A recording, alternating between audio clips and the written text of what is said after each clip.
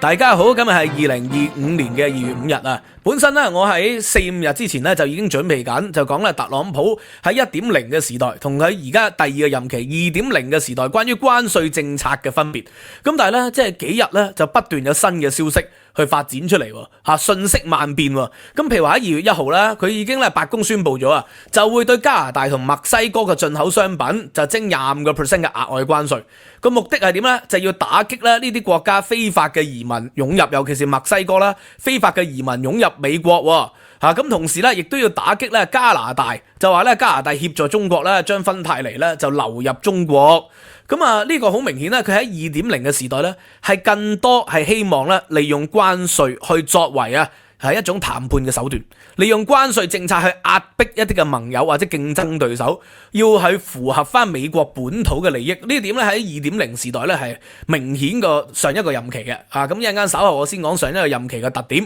咁但係咧加拿大同美國就話要回擊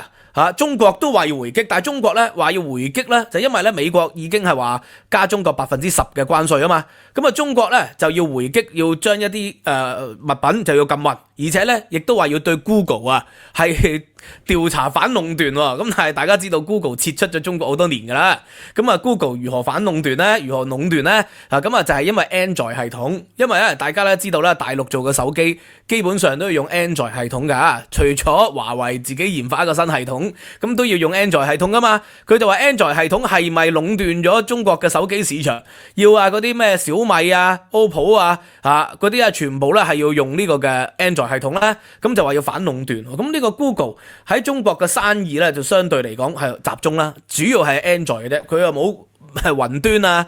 又冇什麼呢個嘅搜尋軟件搜尋器嗰啲咁嘅嘢噶嘛，咁所以咧呢個咧都係一個針對式嘅報復嚟嘅。咁但係問題咧，美國話要對中國徵關稅係徵10%，涉及咧嘅貨品總值咧係4500億美元，而中國咧就要報復就大概咧只係涉及到200幾億嘅美元嘅，所以咧係一個不對等嚟嘅九牛一毛可以咁講。咁但係咧中國呢個反制咧都係一種姿態性嘅反制啦，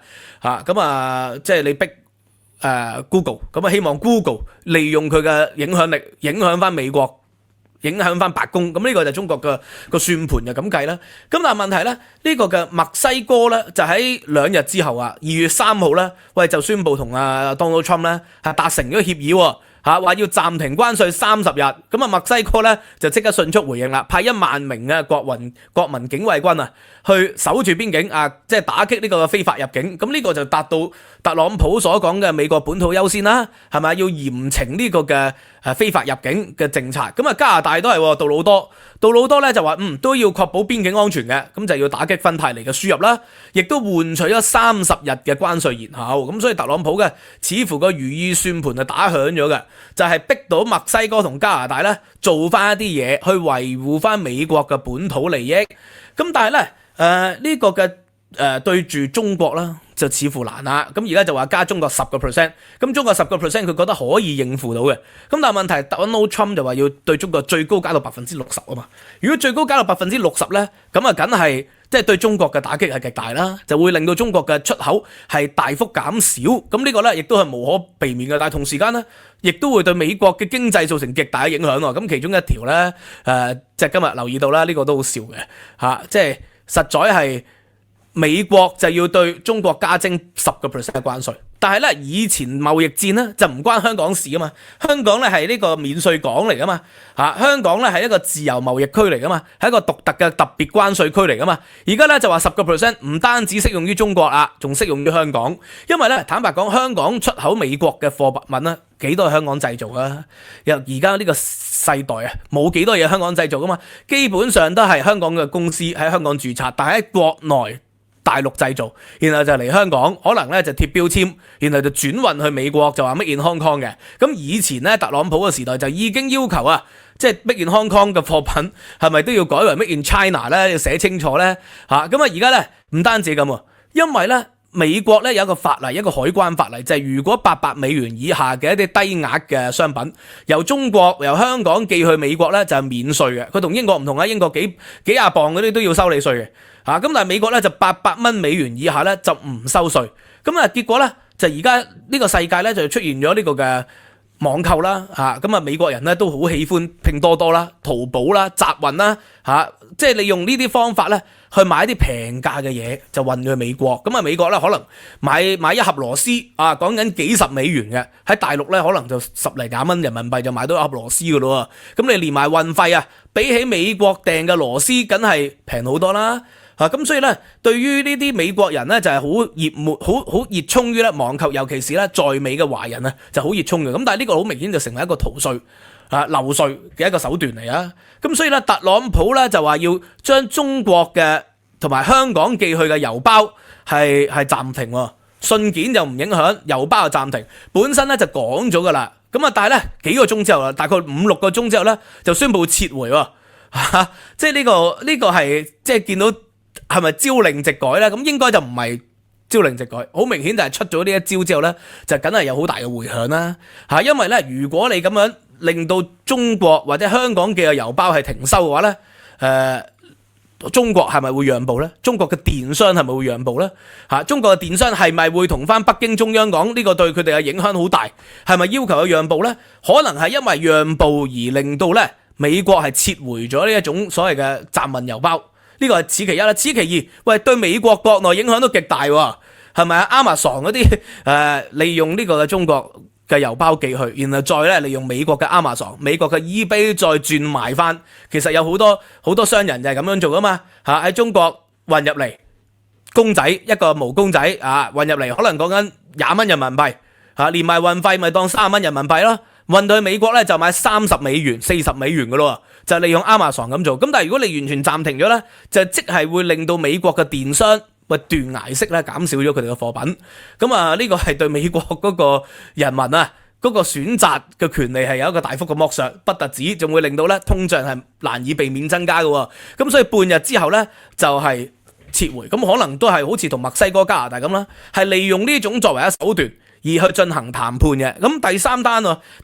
咧，呢個就唔單止係講關稅啦，1.0時代咧都講關稅嘅。咁但係咧而家咧除咗講關稅之外咧，喂，仲好重要嘅就係佢有軍事背後嘅支持啊！呢個所謂軍事背後支持咧就係講緊巴拿馬同埋格陵蘭。咁特朗普咧竟然咧就多次講過話唔排除咧用武力去收回翻呢個嘅格陵蘭，收回翻呢個嘅巴拿馬格陵蘭就唔係收回格陵蘭就控制，用武力去控制，然後巴拿馬咧就要收回，因為咧佢哋就話巴拿馬係美國起噶嘛，係以前老羅斯福總統起噶嘛，咁所以咧佢就話要收回啦。咁呢一種咁嘅講法咧，就會令到巴拿馬嘅大怒啦，巴拿馬亦都震動咯，因為喺2017年嘅時候，巴拿馬咧就係同咗中華民國斷交嘅，因為係一個長久嘅盟友關係嚟嘅。喺2017年6月13日，當時仲係特朗普咧擔任美國總統嘅任期裏邊咧，咁就係斷交。咁喺嗰個時候斷交，其實唔係一個巧合嚟嘅。而呢個嘅巴拿馬喺同台灣斷交咁嘅目的，當然就要同中國建交啦。咁而咧和黃集團當時仲係和黃啦，就控制咗巴拿馬運河咧，其實已經超過20年噶啦。咁喺90年代尾嘅時候，已經咧喺巴拿馬運河咧有好大嘅影響力。咁但係問題，當時美國咧國內其實都有反對嘅，只不過重點就係嗰陣時嘅香港就被視之為咧係英國嘅香港。即使回歸之後就被視為係國際上嘅香港。咁而家特朗普時代 2.0 咯，香港唔再係國際上嘅香港，更加唔係英國嘅香港，係中國嘅香港啊嘛。咁所以咧，特朗普對於巴拿馬運河由和黃集團控制，即係佢認為由中國人控制，由中國人控制嘅話，佢認為不能接受啊。咁所以咧，今次就利用呢個嘅話巴拿馬運河係美國人起嘅，所以唔排除要武力收回咧，就逼使巴拿馬總統係要重新審視同中國嘅關係。結果有成效啦，成效就係佢話會要退出一帶一路，唔再續簽一帶一路嘅協議。但係喺2016年至到2020年呢，係一帶一路政策咧最成功嘅時代。個原因就係因為咧當時特朗普做總統就係採取所謂孤立主義，同時間咧對世界各國就徵收貿易壁壘，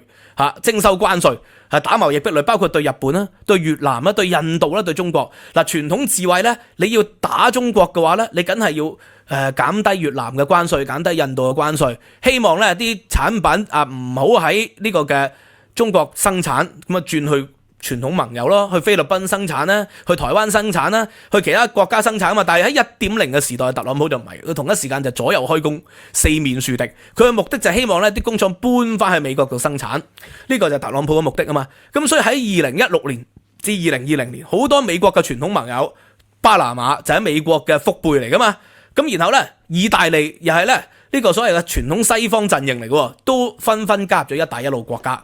歐洲有好多個國家咧就向咗中國靠攏，咁而更加咧亞非拉兄弟啊越嚟越成功啦，甚至乎菲律賓呢個美國傳統嘅盟友都靠向咗中國，緬甸靠向咗中國，咁所以咧喺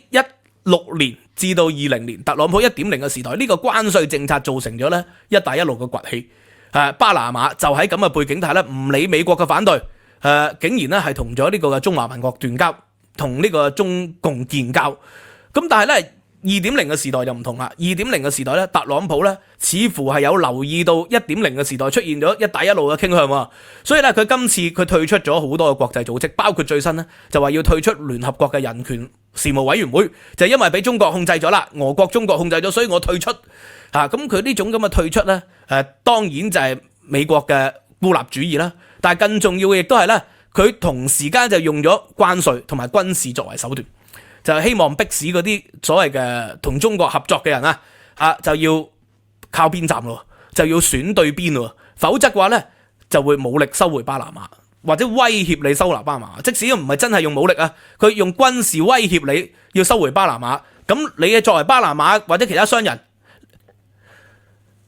咁你梗係會更慎重去考慮投資噶啦。咁所以咧呢個咧就係說明咗特朗普2.0時代咧個突變啊，就係由以前純粹用關稅作為談判手段咧，而家佢加入咗關稅同埋軍事上嘅威脅去作為呢個談判嘅手段。而家先對巴拿馬然後咧墨西哥就將咧呢個嘅墨西哥灣咧就改名為美洲灣或者美國灣啦，你點樣翻譯佢咧睇下。咁但係你話 American 咁可以譯做美洲或者美國都得。咁由呢個墨西哥灣就變成咗美洲灣啦。咁然後咧同時間對歐洲就係格陵蘭。咁格陵蘭咧亦都迫使到咧，今日咧就係丹麥總理就親自飛到去英國，同呢個英國工黨嘅首相施紀賢係會面，商討如何應對咧呢個嘅北極嘅軍事威脅。呢個就係希望團結歐洲，包括團結埋英國喺軍事上咧同美國咧係有抗衡喎。咁所以呢個咧特朗普2.0時代咧，佢呢個軍事威脅，佢的而且確係可以迫使到其他人咧係妥協嘅。墨西哥妥協咗啦，加拿大妥協咗，巴拿馬似乎都會妥協啦。咁但係咧同一時間咧就會令到一啲傳統同美國關係友好嘅國家就會唔會分崩離析咧？然後分崩離析嘅過程，中國同俄國會唔會同呢啲國家更加靠攏咧？似乎而家睇英國嘅親中嘅傾向，歐洲好可能咧又會翻去2016年咁樣喎。因為咧其實喺拜登執政嘅時代咧，意大利就退出咗一帶一路噶啦。大家見到咧美國嘅重新回到去國際嘅舞台，咁所以咧對於一帶一路政策咧，佢哋慢慢開始疏遠嘅。加上一帶一路政策就出咗好多問題出嚟啦，喺中南美洲，喺呢個嘅亞洲同埋非洲，咁所以咧一帶一路政策喺過去嗰3-4年咧就慢慢退潮。咁但係而家2.0時代咧，呢個就好難令人哋咧係唔會懷疑呢個一帶一路咧又會重新歸來，就係因為美國對其他人嘅壓迫底下咧，就會令到其他人咧係翻轉頭。不過咧話說回頭就係講呢個嘅關稅政策，我就重申咗好多次，我作為一個右派嘅自由主義經濟學思想，梗係會反對呢個嘅關稅啦。主張關稅咧最有名咧就係李斯特，就係呢個所謂德國歷史學派普魯士時期嘅一種經濟思想就係因為咧認為關稅係可以保護到咧一啲國家國內嘅產業啊嘛。認為關稅係更有效去保護國內嘅產業，就因為咧德國係後起發達嘅工業國家，先進嘅發達工業國家咧就係英國。咁如果冇關稅嘅話，英國梗係贏晒噶。咁所以德國咧作為後起者咧就會用關稅去保護，呢個就係李斯特。咁但係海耶克梗係大力反對噶，作為自由派嘅經濟學。咁但係問題特朗普咧去講關稅咧，你從佢1.0到而家，你一見到佢好明顯唔係以經濟作為最大嘅考慮，係以美國嘅利益，譬如話你呢個嘅難民啦、移民啦、非法偷渡客、芬太尼、毒品，即係佢用關稅咧係武器，作為一種武器係迫使其他人咧去應服而1.0嘅時代咧，關稅係更多其實係經濟，就希望逼啲人係回流到美國本土，所以呢個係睇佢嘅關稅政策咧，就唔能夠純粹從經濟。如果純粹從經濟咧，無論左中右都係反對佢嘅。其實咧，你就睇到即係有啲人咧，就一講反對特朗普就話唔理噶啦，一講反對特朗普就當係左膠嘅。咁呢啲講法當然係極之無知啦，因為咧美國啊喺舊年就已經有23個諾貝爾學獎經濟學獎得主聯署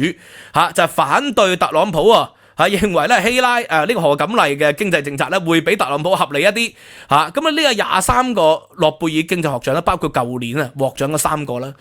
芝加哥大學嘅，咁嗰啲傳統嘅右派，咁我就將啲23個分咗類啦。呢23個裏邊咧有6個就係右派嚟嘅，咁有4個啦，3至4個啦，就稱之為中間，你可以叫佢中間偏右啦，或者中間偏左都得咁所以咧。起碼有10個23個裏邊係唔係所謂嘅左派或者中間偏左嘅陣營嚟嘅，係中間偏右或者係右派23個裏邊佔10個，咁所以呢個唔係話反對特朗普咧，就係等同係呢個嘅左膠嚟噶嘛？呢個當然係荒謬啦。咁但係因為如果從經濟嘅角度咧，關稅的而且確咧係會對美國造成通脹啦，呢個第一點。第二點咧，你就停止從中國寄去嘅郵件，呢個就會令到美國嘅通脹第一升。第二就係令到美國人嘅選擇權係大減咁你以後買嘅貨咧，只能夠買中國以外生產嘅貨，可能印度土耳其墨西哥或者美國本土生產嘅貨。第一個質量，第二咧就係嗰個價錢咧，可能同中國生產咧係有分別嘅。咁但係特朗普唔係好明顯，佢唔係考慮美國嘅經濟係作為即係優先噶嘛，而係考慮所謂國家安全啊嘛，泛國家安全啊嘛。呢個國家安全就包括佢而家最優先考慮就係毒品，第二就係難民。咁如果你解決咗呢兩點，喂，咁可能咧佢美國國內嘅民望會更高喎。嚟緊中期大選咧，就可以穩固住佢嘅右派或者極右嘅一個支持者。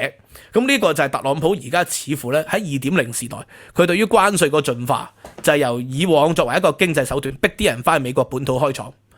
而家改為咧就係逼佢哋其他國家係要屈服美國嘅利益，修改佢哋嘅政策，